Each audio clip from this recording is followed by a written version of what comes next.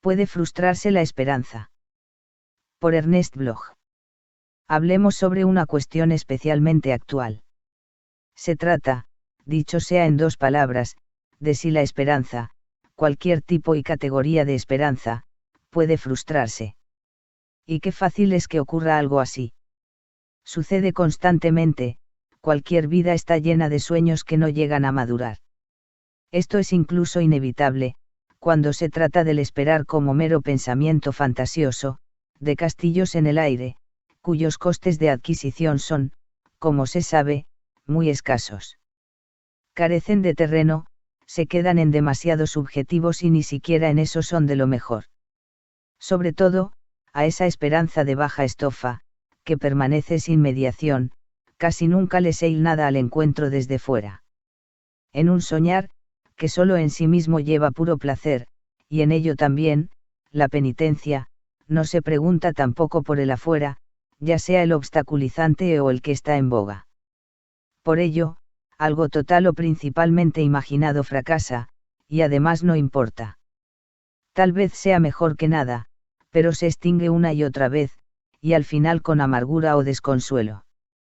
Solo aquí, pero aquí necesariamente, las manos, esas manos que de todos modos no hacen nada, permanecen vacías.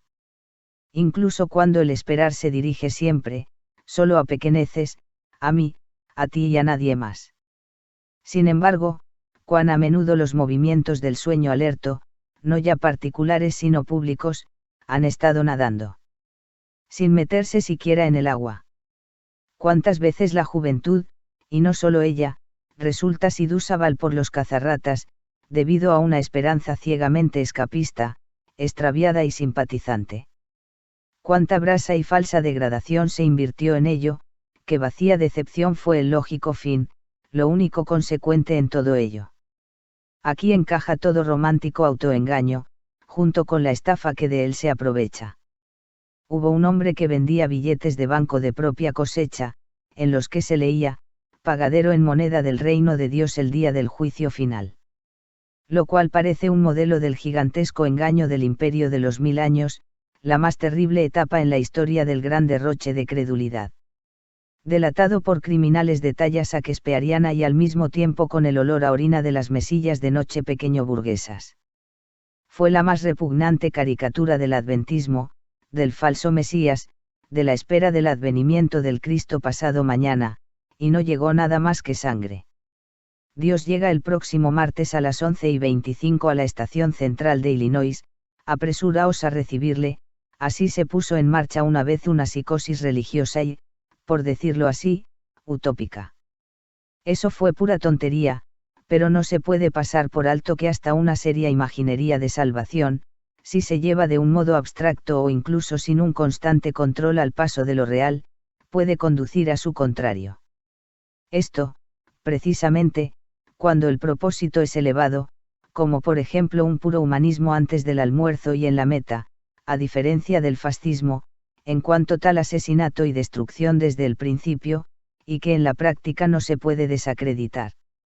Sin embargo, en todas las claras mejoras del mundo, al menos en las más claras, cuando los ojos están bien abiertos hacia el cielo, sin planificación ni un proporcionado escepticismo, está cerca el proverbio, la espera y la impaciencia llevan a algunos a la demencia. Así, pues, la pura ensoñación puede ser y será siempre frustrada, ya sea en privado o en un ámbito mayor y público. Ahora bien, la esperanza fundada, mediada, sabedora del camino presenta aquí un rostro suficientemente distinto. Bueno, también ella puede, incluso debe, por su honor, resultar frustrable, de lo contrario no sería esperanza. Naturalmente, este tipo y estos varios tipos de frustración aquí más contundentes no tienen nada que ver con la de Oropel antes mencionada. Puede, claro está, tomar parte en esta, como en todas las horas débiles, digamos, en los vuelos del ensueño o en los arrebatos de la hazaña heroica. Pero esto no forma parte de la específica frustrabilidad de la sabedora docta spes, sabedora también de sí misma. Lo frustrable es lo que constituye en ella precisamente, en ciertos casos, su creadora negatividad, a diferencia de la falsa positividad de una mera confianza subjetiva y abstracción objetiva. En cuanto tal hace pender sobre el presente un cielo lleno de violines, tan inmediato como problemático, o bien hace que el presente limite con él directamente. No sin propósito se halla a la entrada del espíritu de utopía la ilustrada advertencia de Don Quijote. Esto, lo mismo en cuanto a la necesaria mediación con la marcha de las cosas, como sobre todo tras esa ineludible condición previa en el asunto de la esperanza misma, en cuanto a algo que no obstante, no pacta con el mundo existente. Así, la esperanza tiene que ser absolutamente frustrable, primera, porque está abierta hacia adelante, al futuro, y no se refiere a lo ya dado. Al estar, pues, en suspenso, apunta no a la repetición sino a lo modificable, teniendo esto en común con lo aleatorio, sin lo cual no hay ningún novum. Con este componente de azar, por muy suficientemente que se pudiera determinar, lo abierto queda al mismo tiempo sin decidir, al menos, mientras la esperanza, que tiene ahí su campo, se arriesgue a apostar, para no darse por jubilada. En segundo lugar, y muy en relación con esto, la esperanza tiene que ser frustrable, ya que ella, en cuanto concretamente mediada, jamás podrá serlo con hechos fijos. Estos son sólo momentos subjetivamente cosificados o interrupciones objetivamente cosificadas de la marcha histórica de las cosas. Histórica y procesual es esta marcha, pero precisamente porque nada está todavía decidido como hecho irreversible, es decir, como ser devenido.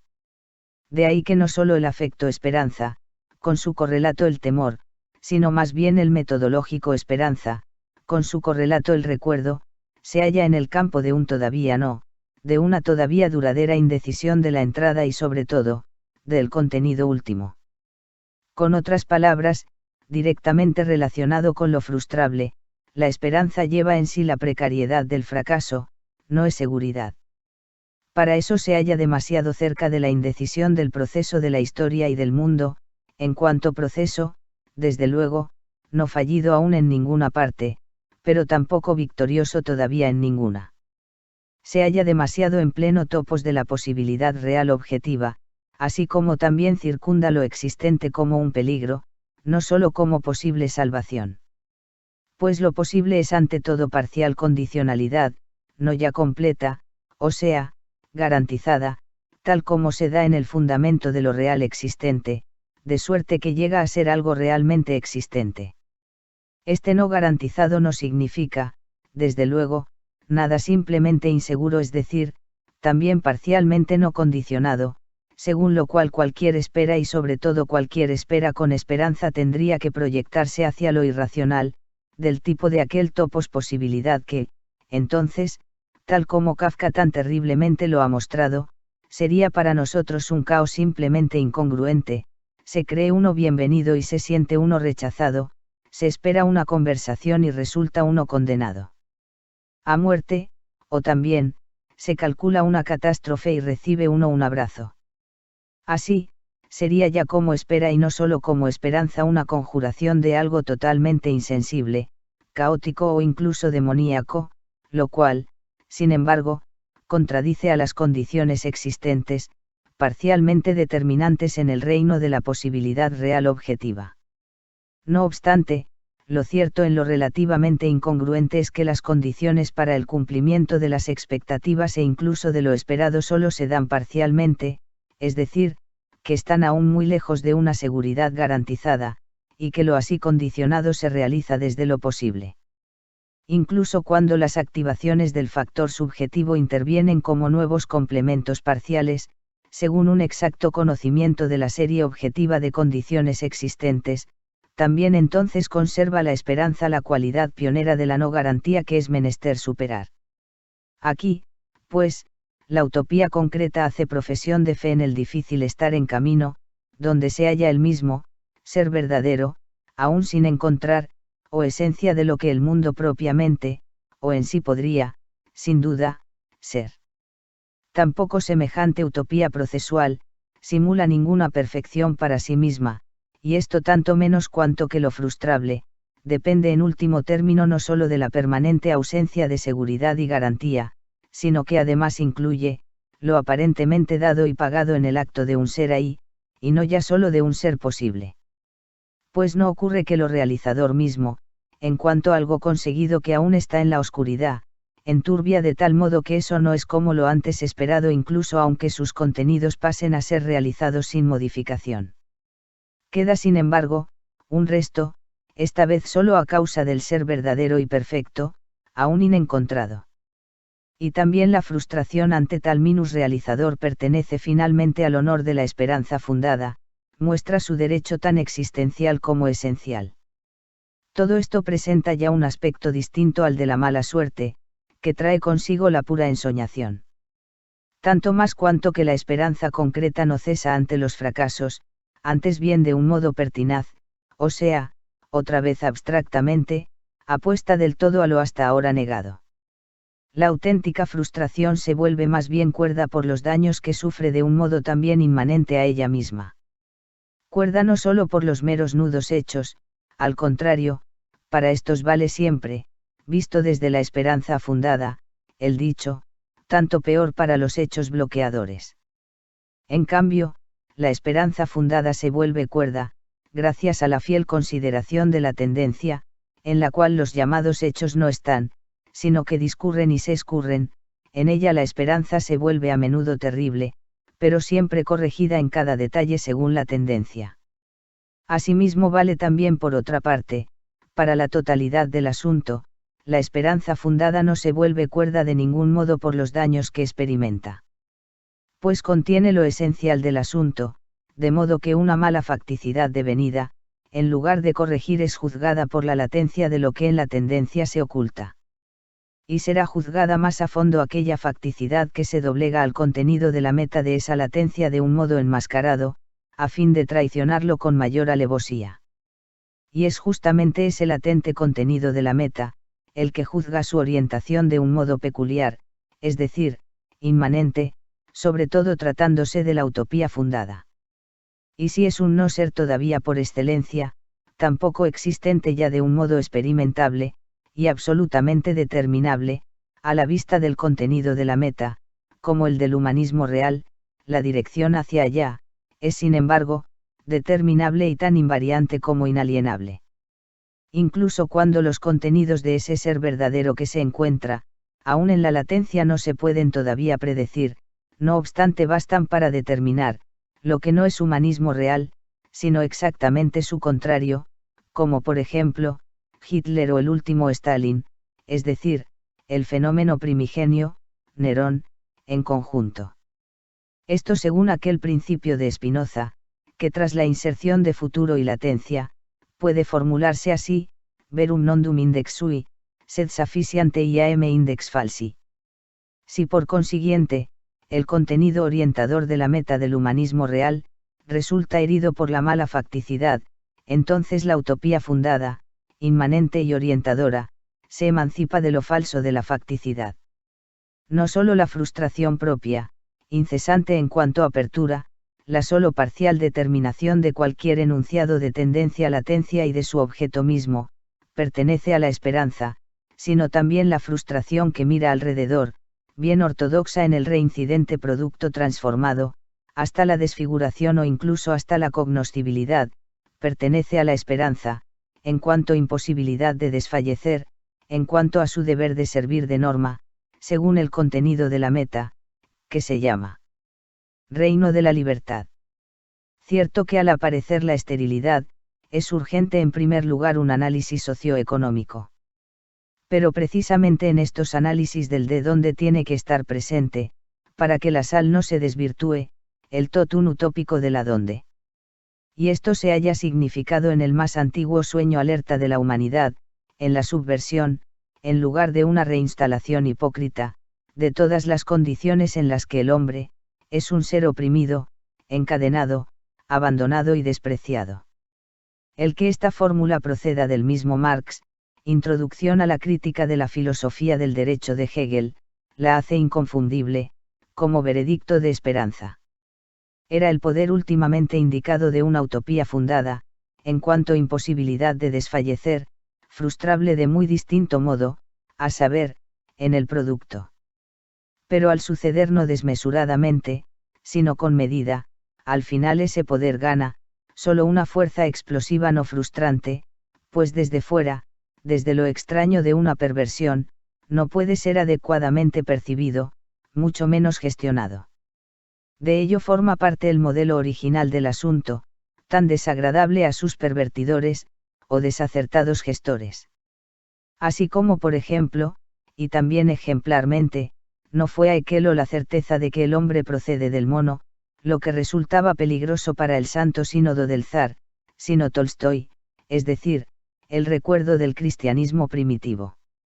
De este modo, para poner otro ejemplo, cualquier aniversario conmemorativo socialista, por ejemplo de Rosa Luxemburgo, de las esperanzas y principios que mantuvieron el socialismo ante Rem, puede servir también de nivel segurísimo al régimen, para saber hasta dónde se ha avanzado. Por consiguiente, la esperanza fundada no es fácilmente frustrable, como escala misma y tampoco, como obligación para ello. Si hubiera que aniquilarla, entonces jamás habría sido tan insoportable a los tiranos de su contrario. Esta novena sinfonía no se puede ya retirar, y la verdad de sus esperanzas, no pudo aún ser sepultada, justamente, ella juzga y mantiene abiertos, los caminos jamás desacreditables. Sucede aquí como con el genio y lo genial en la humanidad, si hubiera que reprimirlo, decía Jean Paul, entonces jamás habría habido alguno. En cambio, la historia de nuestra cultura está llena de otros distintos de Nerón y Moloch, incluso hasta el fin de Cristo, fue de todos modos su comienzo. Nada es más humano que el traspasar lo que existe. Que los sueños en flor casi nunca maduran es archiconocido. La esperanza probada sabe eso mejor que nadie, tampoco en esto es ella ninguna garantía. Ella sabe sobre todo también, por su propia definición, por decirlo así, que no solo donde hay peligro surge la salvación, sino también que donde hay un Salvador, allí crece también el peligro. Ella sabe que lo frustrante recorre el mundo, como función de la nada, que también lo en vano se halla latente en la posibilidad real objetiva, que lleva en sí, sin decidir aún, tanto la salvación como la perdición. El proceso del mundo no está decidido todavía en ninguna parte, claro que también es cierto, que no está todavía frustrado en ninguna, y los seres humanos pueden ser en la tierra, los guardaagujas de su vía, no decidida aún hacia la salvación, pero tampoco hacia la perdición. El mundo sigue siendo en su conjunto, un laboriosísimo laboratorium possibilis salutis. De ahí que se pueda decir, es un día y sigue también muy adelantado, tan imposible de pasar por alto que incluso a los buitres, y a los que han doblado la rodilla ante Baal, les aterra la inmortalidad prometeica. Pero Heráclito dice, quien no espera lo inesperado, jamás lo encontrará. Todo esto sobre el llamamiento, según el cual ser hombre en el sentido trascendental que constituye su fundamento, significa traspasar. Este llamamiento no se aviene mal con la dignidad humana, y abre el acceso a aquel mar de lo posible real objetivo, que el positivismo no puede desecar ni la especulación surcar indebidamente. Item, la esperanza del futuro requiere un estudio que no olvida la necesidad, y mucho menos el éxodo. El traspasar tiene muchas formas, la filosofía las recoge y considera todas, nil humani alienum.